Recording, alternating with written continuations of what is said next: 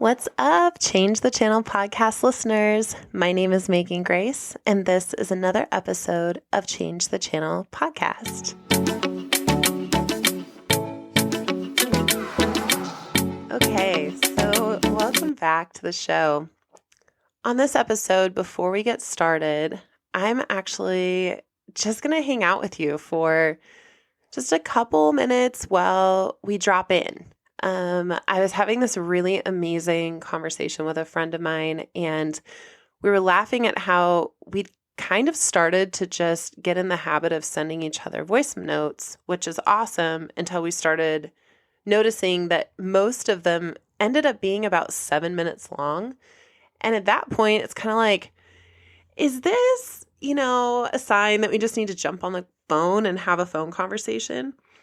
But I think at the end of it, we realized that there's actually something to be said about dropping in to the container and conversation that you're about ready to spend time in. Something about, he lives in a different state, is going about his life doing amazing entrepreneurial work and community outreach. And before being able to really dive into the meat of what he wanted to share, it was kind of like, right, so hey, Megan, nice to see you. What's going on? There was a little bit of just the even familiarities that needed to come out before we got to the meat of what we were even recording for our audio messages.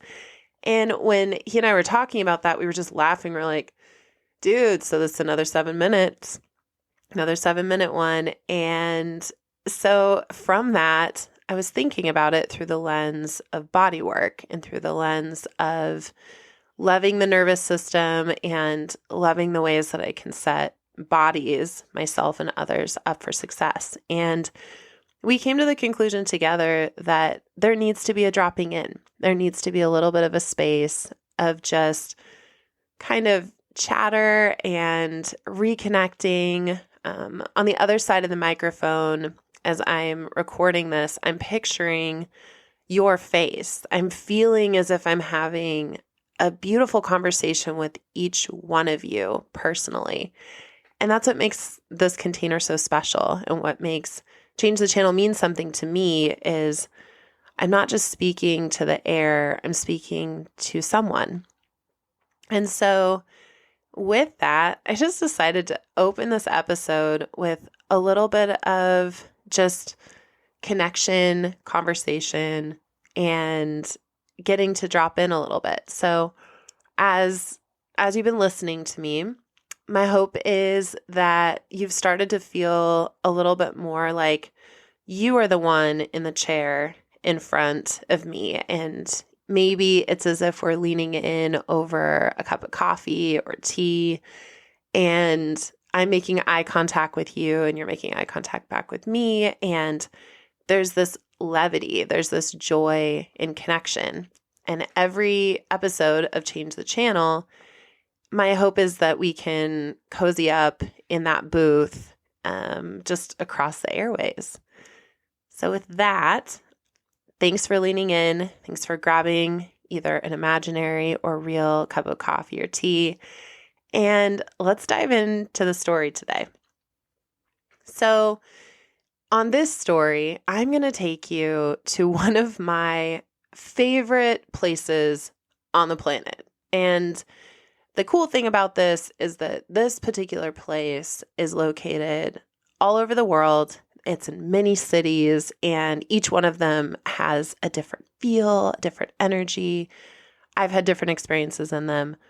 But something about whenever I get to go to the airport, something just awakens in me like a little kid on Christmas Eve, or on the eve of your birthday, or any other fun day that you're celebrating, just waiting, the anticipation. I love dropping people off at the airport. I love being just on the cusp of their journey. I love picking people up from the airport because I'm the first face that gets to welcome them home.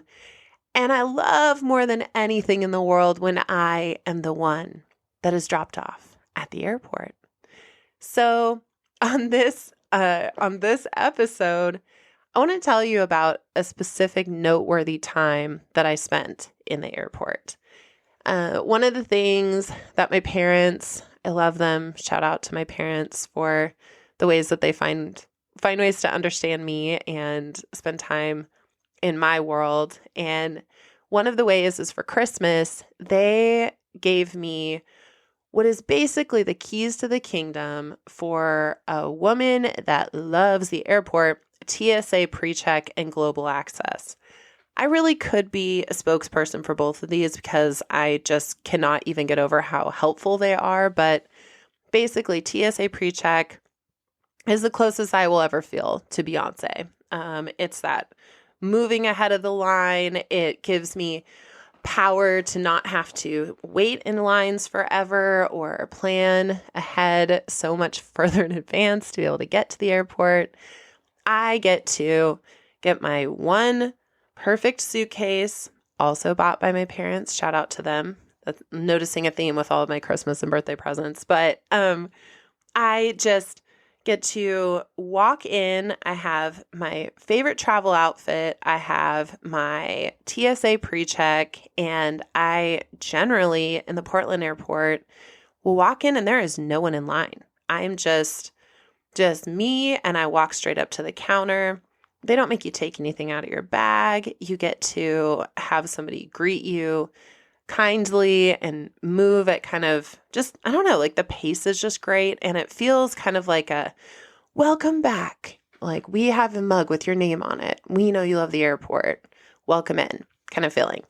And so on this day, I had done what I usually do, which is cram my mornings full more than I need to with things because your girl's got TSA pre-check. So I show up and I'm like, all right, I'm about to set some records because I can go from like the curb to my gate in, 10 to 15 minutes. Let's see if we can do that. So I walk up to the front and there's no one in line. Everything is going according to plan. I hand my ID to the TSA pre-check guy and he looks at me and he says, "You are not TSA pre-check." Cue all the sirens, all the sounds, and all the indignation inside of my body. How dare you? How dare you not know me? Like, I love TSA pre-check. I love the airport. This is my space. How in the world can you say that I am not set up in this way? And he looked at me and goes, "It's not on your ticket." And I was bubbling inside because I was like, oh no, this is really one of those times where I have backed myself into a corner by not planning because I should have, by the time this whole conversation had ended, I would have basically already been through pre-check. So he goes, you have one option, or you have two options. You can either locate the thing online and go in and re-enter some information or go over to that line. And he points to just the regular line. And I'm not a snotty person per se, but there was this feeling of like, I have not been over in that particular line in so long. I don't even know how to do it anymore. So, but I also don't have time to look online. And so I rolled my bag over, and as I'm walking, I am fuming. Every step is making me more and more angry. I am like, this should not be happening to me. And all of a sudden the channel starts of, this should not be happening to me. I have the thing. I did all this stuff right. Why doesn't technology cooperate with me? Why wouldn't this person be more helpful? What's the point? And in the airport, my sacred space, I started to go into that just woe is me. The clouds are in the air. They're raining on my head mentality. And then I was like, I got over to the other person that was checking and I said, I'm really sorry. I don't know what I'm supposed to take out of my bag anymore. And I feel, I just feel lost. And this bright, shining light in this moment interrupted my personal TSA pity party and said, oh yeah, no, I get that. Oh man, okay, well, here, you're just going to want to bring like this one other thing. He kind of laughed with me. He got me just interrupted my train of thought enough to get me back on board with being a human and not some kind of monster that I was turning into. And he handed me back my ID and he's like, all right. He's like, you got this. Just like head right over there. And then I started to remind myself over and over again as I was taking those steps. And I remembered how big of an impact it made on me, the way that this man was treating me. And I said, okay, all right. So as I go up and I get in line behind the people, and I swear to you, I don't know what it was, but it was as if every person in front of me had decided to wear 3 belts and bring a metal factory in their pockets, and they had never opened a bag with urgency before. And I was like crawling out of my skin, waiting until I realized, again, I started looking around and I was like, at the end of this, like terminal within this building, part of what I love about the airport is that you can go literally from one side of the country to the other in a day.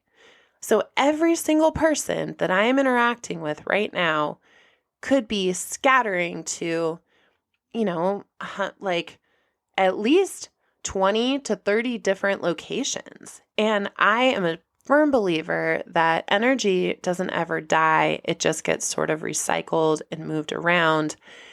And so I all of a sudden realized that I had a big responsibility to not be a human being that was exuding the intensity of negative energy that was inside my body, because basically that was just going to be swept up in the carry-on bags of all the people in front of me and around me, and then just swept away to whatever locations they were doing. And if you've been hanging out around Change the Channel much, you know that I'm about empowering and uplifting and bringing energy that is nutrient rich. And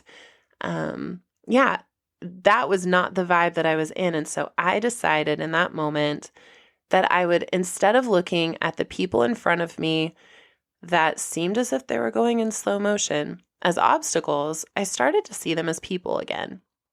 And just like that agent, TSA, the second guy that looked at me and started to treat me like a person and just calmed me down by being in a bit of joy, I said, yes, I am so glad that I'm in this line. I'm so grateful. I'm so grateful I get to go on these planes, and I am grateful. I'm just going to be grateful. And so I got my stuff up and it went through the line and I started walking.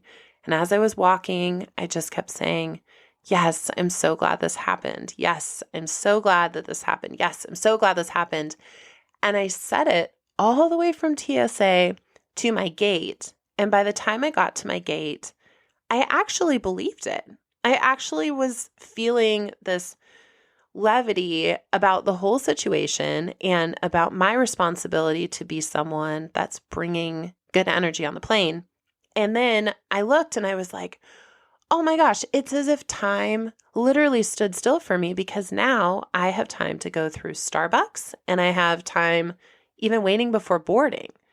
Magic, absolute magic. And so I went through the Starbucks line and my mood was lifted because I chose to change the channel.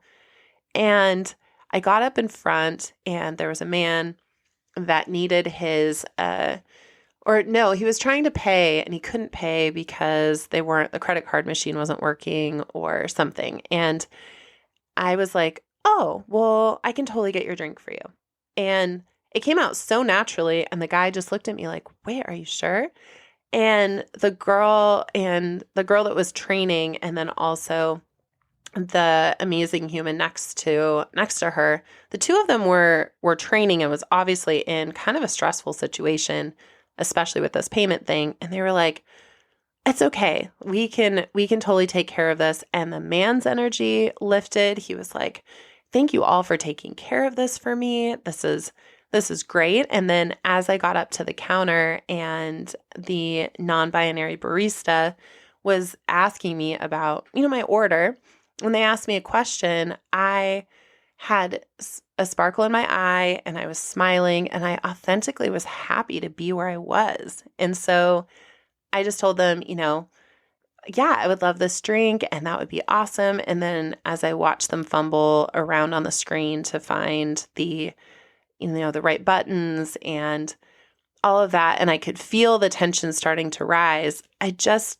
mentioned a couple times to them, you're doing a great job and thank you for being part of my morning. And gosh, I just love the keepers of the caffeine. Bless you for your service. And they started smiling. And then the trainer also, her energy started to shift a little bit. And we started, by the end of it, we were laughing, we were feeling the vibes. Everything was great. It was back into airport magic land of why I love the airport so much. And what I realized out of that situation is that because I chose to change the channel in my head back before the situation had really changed and before I even knew if I was going to make it to my gate, I had literally impacted the rest of my morning, and I had bumped into at least 3 or 4 different people whose days I had the opportunity to either keep the same, enhance, or to make kind of worse or bring their energies down. And thankfully, by being in a space of deciding to change the channel, I was able to keep them at either a neutral space or add some enhancement, some joy, some levity to a situation that could have been stressful. And so all this to say, number 1, get you some global access, some TSA Pre-check, because it's amazing. When it's working, it is amazing. Also, if things start to not work in your favor, that gets to be a moment in time where you check in with yourself, take a deep breath, and decide in that moment, am I going to carry this energy forward with me, or am I going to be part of changing the channel? So with that, I hope that you enjoyed this walk down airport lane with me, and thanks again for being part of the Change the Channel podcast fam. I'm excited to hear about any and all ways that you are changing the channel in your daily life. Follow me on Instagram at the Megan Grace MVMT. It's the Megan Grace movement.